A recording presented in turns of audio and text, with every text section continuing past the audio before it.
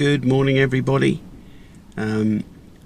This week we've had a lot of rain and then high winds and then more rain, so every time we thought we could go drilling we've been rained off again, so it's been quite disappointing.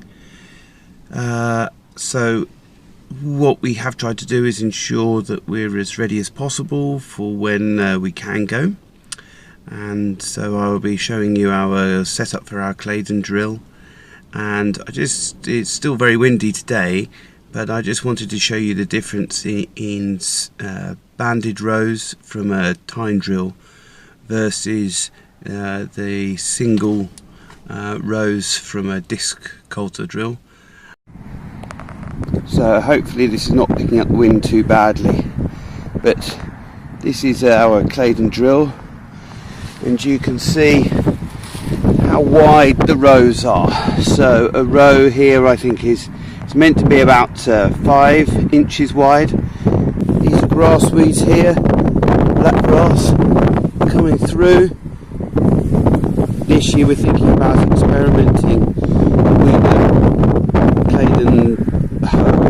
What we don't like is these wide spaces between the rows. And you can also see if you look down here. So a quick review. Claydon lead tine cuts the space, and then the coulter with the seed comes down here and it gets spread behind the A share, effectively in a 5-inch band. This is drilled with the sky drill. As you can see, the rows are considerably close together. So there's a row here, a row here.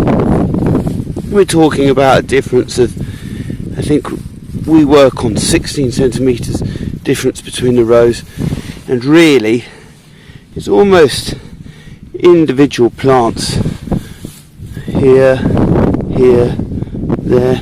So much tighter rows, and in fact it does a pair together behind the big rollers. So you've got a pair there, pair there, pair there, and the amount of empty soil between the rows is much tighter, much better for black grass control.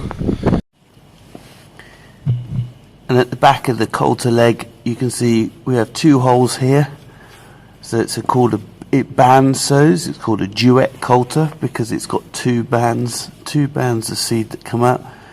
And as you can imagine, the soil flows over the top of here, over the top of the A share, and the seed is planted into virgin soil underneath the trash. If the Claydon is so poor with regard to blackgrass control and the space between the rows, why did I use it in that previous field? My point is that in that particular example we had a lot of surface trash. Didn't think we could get through the trash with the disc coulter, tine coulter Claydon to get through, and also provides us with the opportunity to test Claydon weeder because the row spacings are the same.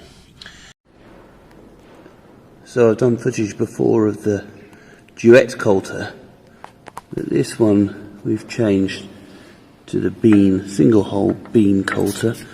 So that's been our focus this week, to get all our drills as ready as possible so that when we do want to work we're not held up. One of those preparations involved these link arms here, which control the height of your height of your wheel, which controls depth. So in the Claydon,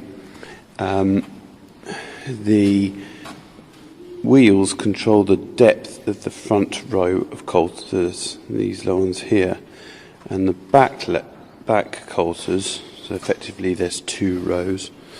The back ones are controlled by the top link of the tractor.